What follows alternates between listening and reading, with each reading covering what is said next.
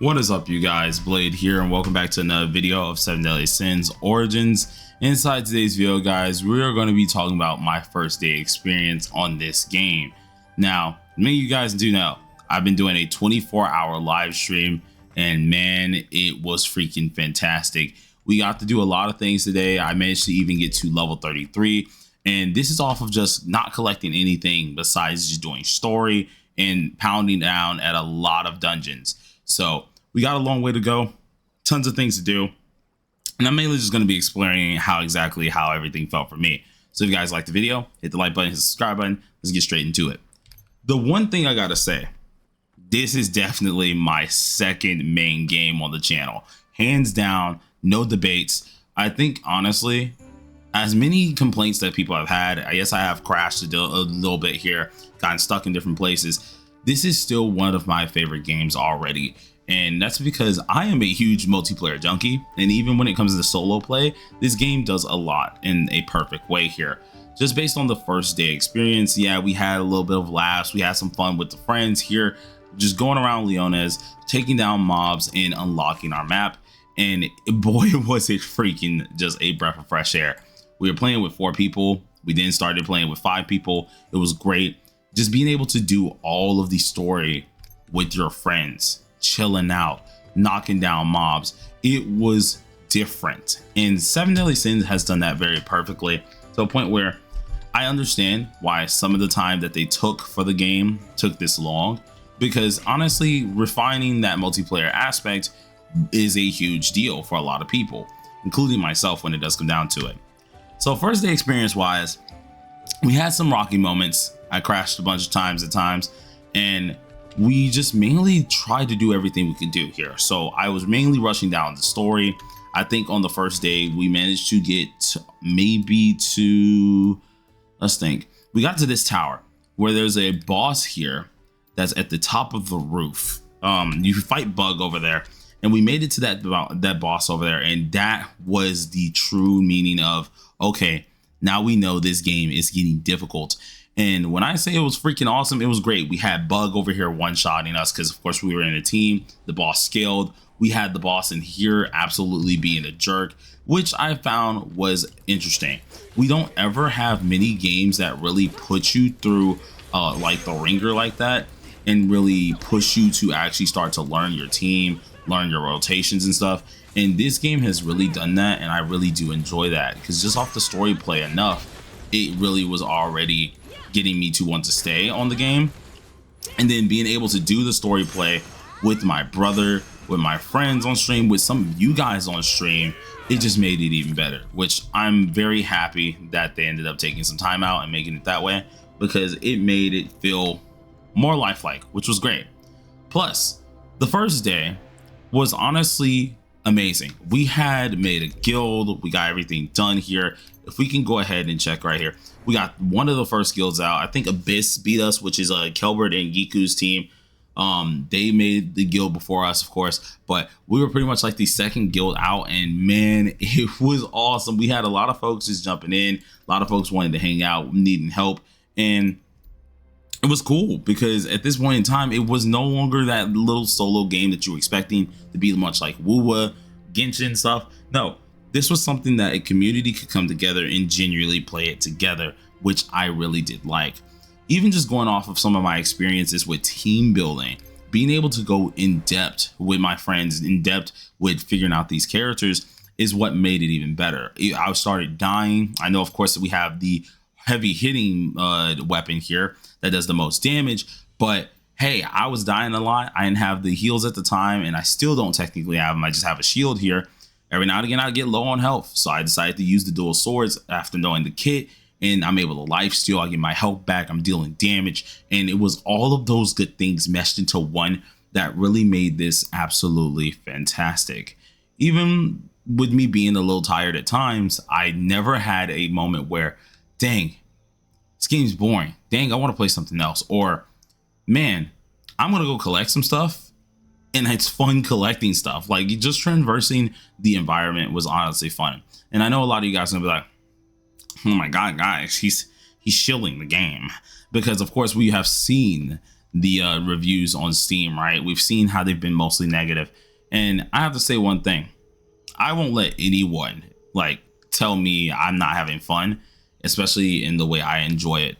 This game was a game and is a game that I'm having a blast in.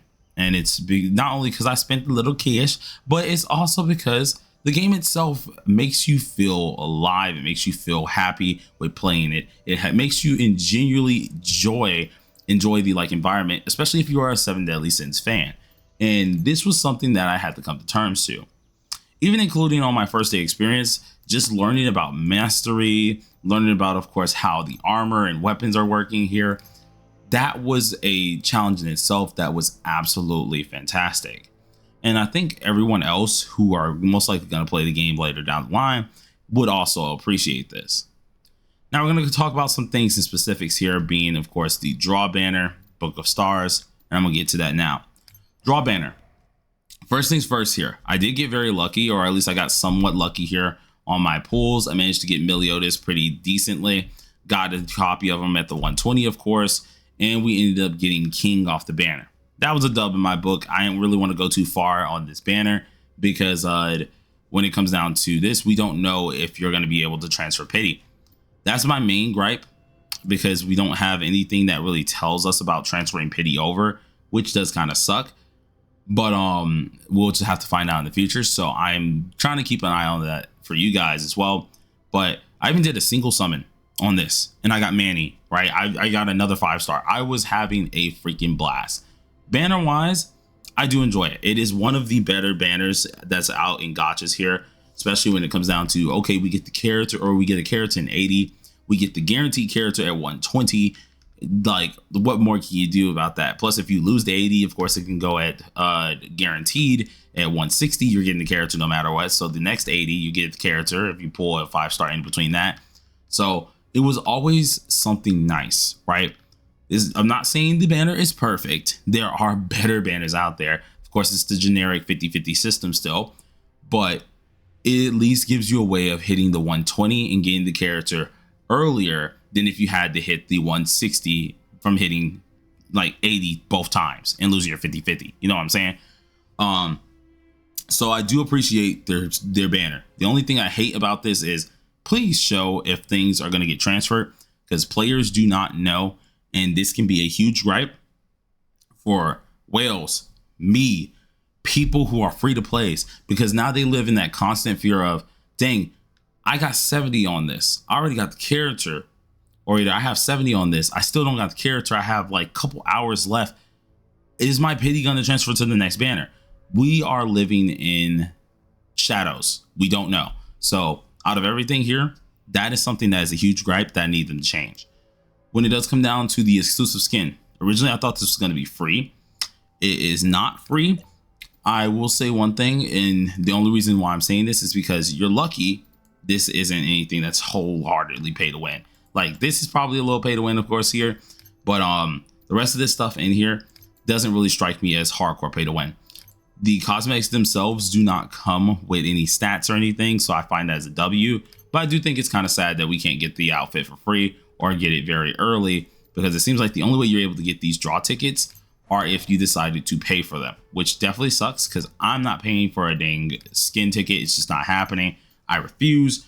Unless, of course, you're a baddie like the girl Jericho, but we'll talk about that later. But either way, jokes aside, I don't really like this banner. Regular banner wise, I think they've done a good job with this, so I don't got much to say on it. I think it was a great experience for the first day. Other than that, there are some other things that we do need to talk about. Book of Stars. Holy God. First of all, tons of loot in here. Got gems, got pools, the normal things. But these fights right here, these world level fights are freaking crazy. And I have to say, Book of Stars is not really complex. It's pretty nice because we do get some free stuff here every week here, which is always great to see. If you can go ahead and claim it, which I already claimed mine for the week by mistake. Do not make that mistake. I'll come out with a do not make mistakes video soon. But you get, of course, gems out of this, which is always going to be great if you're trying to save up for characters. The banners last a long time, so you'll be able to save up a decent bit of gems out of this. And then of course, I do think that the main thing that they did so right was changing the world level, making the difficulty really good. And Book of Stars is a huge deal with this, because not only are you activating different attributes and you're not only getting these gems, but having that actual difficulty in here and being like, are you sure you're ready to upgrade your actual world level? Are you ready for this difficulty spike? And they give you a taste of what you're about to receive based on the boss. It is flipping fantastic. You won't understand how I walked into the fight with Twiggo and I'm like, bro, I'm about to wipe the floor with this dude. He didn't do nothing in the first like few episodes or the first episode of 7 Deadly Sins. And then the man starts just whipping out tricks out his back pocket. This was awesome to experience for the first time. The boss later on being Helbram was fantastic experiencing that for the first time. I want them to keep this up. It really does make a lot of things great and refreshing. And I think for a first day analysis of this game, it was amazing. Now, the last thing I do want to talk about here is exploration and dungeons. Exploration wise, I haven't done much of it, but of course I have looked around the whole map. Exploring it is honestly not a chore. It doesn't feel that bad of a chore. There's many ways to get around, whether it's flying mounts, land mounts, on the water, all that type of stuff. There's ways to get around, which is actually fantastic, because then it gives you variety. Each of these things, you can either capture the land mounts pretty easily or have a little bit of struggle with them, giving you a sense of gratification or satisfaction when you're actually getting this, you know. And I said satisfaction, it's satisfaction.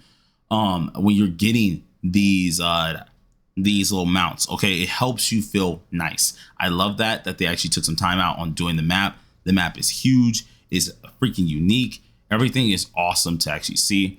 So it's really great to actually see something like this. And we got to remember, this is the map at base. There might be way more out there that we just don't know. And that's the cool part about it. So they did really good on that. The other thing was, I don't know how many of you guys have made it here. Probably a lot of you guys have not. Dungeons. And I'm not talking about these two. These are instances. Those aren't dungeons. These two are boss instances. Those aren't dungeons, or at least maybe they're not. I think they're not though.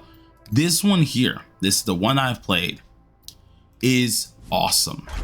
I thought it was going to be a simple boss fight. No, you're going down catacombs. You're going down with a minecart in there. You're obviously taking down mobs, taking down mini bosses. This was the most fun I've had on this game so much. And it's because I was able to do it with different people, able to get different reactions, able to obviously check out different little catacomb areas that were different from the last time, that were freaking cool. Everything in here, if they can continue making dungeons like this, I will be very happy to at least see all this stuff prosper. Game on my first day, gotta say it, it is definitely an 8 out of 10, almost a 9 out of 10 when it does come down to it. Does it have a lot of bugs? Heck yeah. Does it have its issues? Heck yeah. I do think though, the devs, if given the chance and they don't get too greedy, they will make this game fantastic. But that's my first day experience. Hopefully you guys' first day experience was amazing, and I'll have another video out for you guys very soon. Take care.